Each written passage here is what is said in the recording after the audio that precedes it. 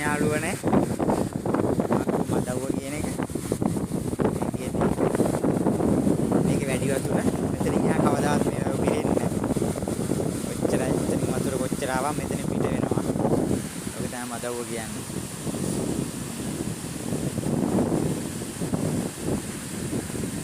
තියෙන්නේ මදවුව කියන්නේ. අපිට අර ගොන්න පදින්න පුළුවන්.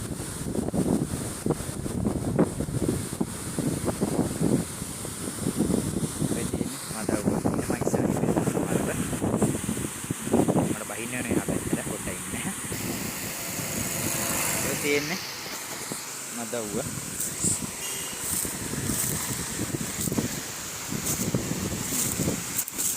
අන්න බලන්න වතුර වැටෙන ලස්සන. වතුර වැඩි දවස් වලට මීට වඩා ලස්සනයි මේක. හරිද? වතුර වැඩි දවස් වලට මේක මීට වැඩි ලස්සනයි. සම්පූර්ණ දිග ගන්න අමාරු. අර දුරට යන්න වෙනවා. ඒ තියෙන්නේ. ඔක තමයි මදවුව කියලා කියන්නේ. වතුර වැඩිපුර වෙන වෙලාවක මම ඔයාලට ඒක පෙන්නනවා අනිවාර්යෙන්. හරිද? මෙතනින් ওই වතුර කෙලින්ම යන්නේ කොහටද? මෙතනින් කෙලින්ම තියෙනවා ඇල.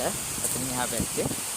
එතනින් එහා පැත්තේ ඇලට ගිහිල්ලා ඔය ඇලෙන් කෙලින්ම යන්නේ තිස්ස වැවට. මම තිස්ස වැවත් ඔයාලට පෙන්නන්නම්. මේවා කියන්නේ හරි සුන්දරයි.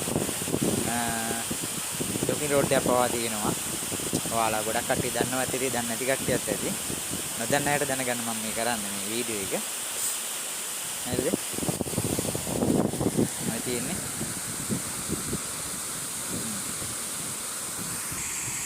අන්න බලන්න කොච්චර සුන්දරද කියලා.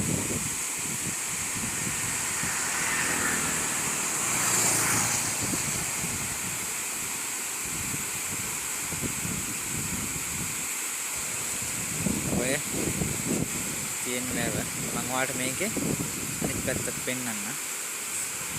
හරිද?